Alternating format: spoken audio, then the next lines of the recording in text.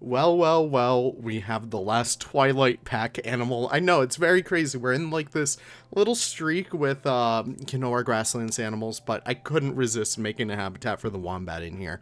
So that's exactly what we're doing today, along with a few other exhibit animals. So I hope you guys are excited and enjoy the show. Alright, so here we are in the actual speed build for these guys. I was super excited to build for Wombats. Originally, the plan for the Twilight Pack was for me to kind of upgrade Boggy Bottom with the Wombats, and I will be doing that eventually. I do want to include those Wombats as well as an Emu, as well as a Wallaby, inside a Boggy Bottom, just as like a kind of refurbishment to our Australian section. I believe I should have the space to do that. I have an idea. It's kind of like that central path that kind of connects, the areas up. But I should probably stop talking about that and talk about Sonora Spring Zoo. Wombats. I was super excited to build for these guys. They're easily some of my favorite kind of marsupials out there.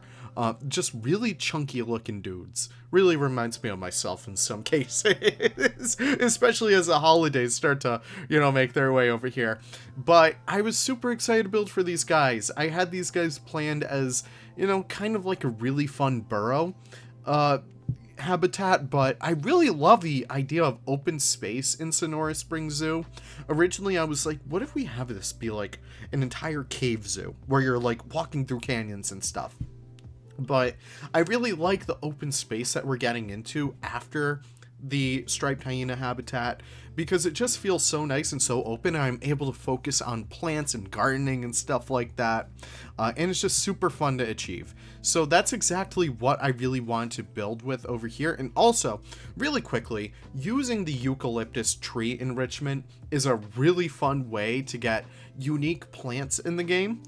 It's a really unique shape. When all is said and done, it's a really awesome piece, and I hope more people use it, because it's just a really awesome way to, to really achieve smaller eucalyptus trees. I know, it's crazy, but I would still love to get more like that.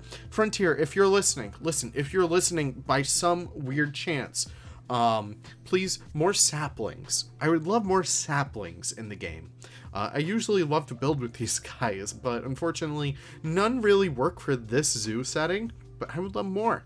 But you can see I'm actually getting started on this little viewing area. I wanted this to be nice and sunken in. I was very inspired by a few different zoos, but in particular, of course, my home zoo, Roger Williams, has this Babirusa habitat viewing, which hasn't been open in the longest time, but you kind of walk down into the habitat and you get a face-to-face view with the guys, and I just really want to kind of achieve that kind of effect, so that's kind of what I work with over there. In addition to that, I also do a custom corrugated metal roof. I learned this effect from, I believe it was Eben. He did something like this for, I can't remember if it was Tharmashadi, I can't remember if it was maybe Kawali, but it was a really cool effect utilizing the Twilight kind of metal pieces, and it was just a really, really funky look. So I thought, you know what, I kind of want to have that for the Wombat, so I kind of changed it to a little bit more of a reddish hue. And the bottom side kind of looked ugly, so I changed that out for wood, because that would usually be what you would see on top of there. So in addition to that, I also keep this structurally sound, so I also add supports all over the place, just making sure that, it doesn't collapse on the guests whenever they're looking at the little wombats and stuff. And I really like these fence posts, so I kind of put those guys in there too. And I cover up the sides with more corrugated pieces, just a normal corrugated pieces this time around, because I didn't like the repeating patterns. I thought it didn't look too clean. When all is said and done, I just wanted it to look clean.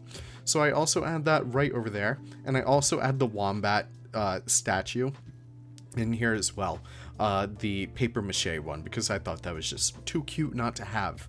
But I go throughout here as well and put in the rest of the fences. Again, I made these beforehand, before the pack was even out, because I knew we weren't getting any real new scenery that would assist me with this, so that's kind of what I throw throughout there. And I also add the rest of the foliage in here. So I add a whole bunch of that buffalo grass just to help keep that area up there nice and open. And I also thought, you know what, we're in the desert. I haven't been putting in too many cacti.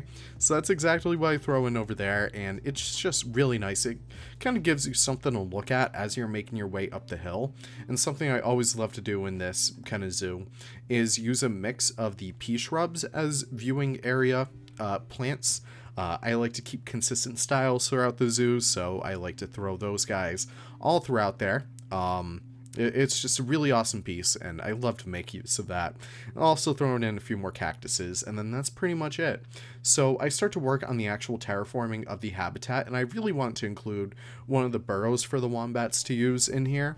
So I kind of tuck that in right there, and I terraform around it. I think that makes them not able to use it, but it says that it's suitable for them, so I'm not really sure how factual that is. But I kind of tuck it in here using like the rest of the rocks and stuff, so it does look somewhat natural. And I put these scratching posts in here as well, just making sure that they're actually able to use these guys right against the tree. And I also cover those up with even more pieces of wood so it looks even more natural, and also just going back throughout here and adding the rest of the grass. Wombats are very small animals. They don't really require that much in zoos. I have been able to see some wombat habitats before in my life. Luckily, I was able to see the wombat habitat at Miami Zoo. Unfortunately, they were not out because they're very shy animals. They're usually inside their burrow sleeping because they're relatively nocturnal animals.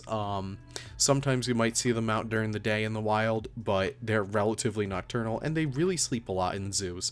So that's a little bit of an unfortunate circumstance, but still doesn't keep me from loving them all the same. So I'm just adding some more stuff to the top of the habitat right there, just help keep it really nice and consistent throughout the entire thing, just making sure that, you know, it feels relatively welcoming. Also adding these guillotine doors again, I'm not sure if those are actually what they're called, but it's usually just a way to help keep the animals in storage. I make this one look like it was open at the time, so I add just a simple art-shaped square, just as a way to, you know, make it look like there's, you know, a piece of shadow back there. And I also start to work on the actual habitat itself, trying to set up trade center. I do end up connecting everything later. There were like a very extensive underground trails and stuff, so it doesn't look too bad. But, you know, if you go under Sonora Springs Zoo, it looks like a mess. So just don't peek under there when you're in here. I also add a albino wombat in here because, you know what, I'm obsessed with my color morphs. I always got to keep different ones in here. And it was just this really fun one to put in here. Also adding that tree over there to give a little bit of shade. Again, we're in the desert, so I want to make sure that both our animals and our guests are always under shade, or at least have an area to go that is shaded, just out of the sun so they don't like cook alive out there. So that's what I do over there with the purpose of that tree. And kind of like the purpose of everything else. So I do put that shaded viewing structure right there just to keep guests out of the sunlight and stuff like that. You know, just always looking out for those guys, you know? What I also do is a lot more custom curbing. I think this is the episode where I'm like, yeah, you guys probably don't need to watch all of this. So I think I do this small stretch of custom curbing, and then I'm like, okay, I'm done recording this stuff. I can't do this in like full stretches of time, which is really a big problem when it comes to speed builds. It's being able to sit down and do so many things at once, so I have less transitions, but that still doesn't stop me. I love doing little transitions because I get distracted super easily, and it's super hard just to be able to sit down and do an entire habitat in one go. So I don't. And you know what? You guys seem to not complain about it, so I guess that's fine. Also adding the rest of like the rubble in here just as a way to help liven up the habitat a little bit more. Wombats, from the habitat that I saw, It's a relatively boring habitat. They don't really need too much, including enrichment. Like, I really try to find some wombat enrichment, so I was like, they would probably have, like, places where they could knock over for some food. So I put that little pot over there with a few carrots. I'm not even sure if they eat carrots or not. And I put that little feeder over there as well, just to make sure, we're including some, at least a little bit of welfare stuff. But from there, I was like, all right, I want to get to work on the actual exhibits. So I do this kind of like shipping container kind of thing. And I was super happy with how it looked. I feel like every single Australia section has to have like some rinky-dink kind of look to it. And it's always so weird because everyone in zoos associates Australia with like shabbiness. And, I kind of wanted to change that up. So I have these very nice looking shipping containers.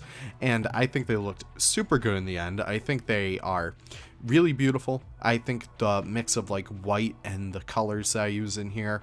I have a red one and a blue one, just very simple. And I think it looks pretty good in the end. So, no real complaints. I make the viewings just a little bit smaller than what they are supposed to look like in Planet Zoo, so I take a 4x4 exhibit box. Also using the Zen pebbles on top is super fun.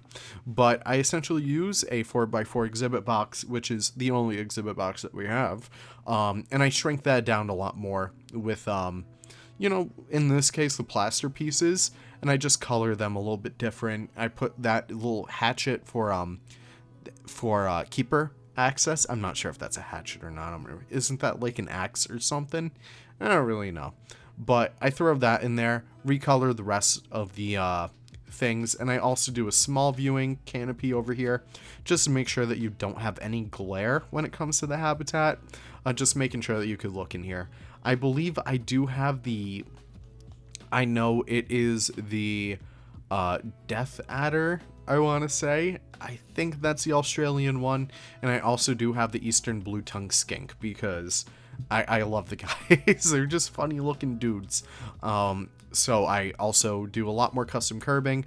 I should really stop recording this custom curbing because it just gets so tedious after a while. You guys know, like, the process of it. I feel like I'm not teaching you guys anything. I feel like it's not really doing anything. But I still hope you guys enjoy, like, watching this, at least watching this whole zoo come together. So I essentially work this all the way down here through this little bend.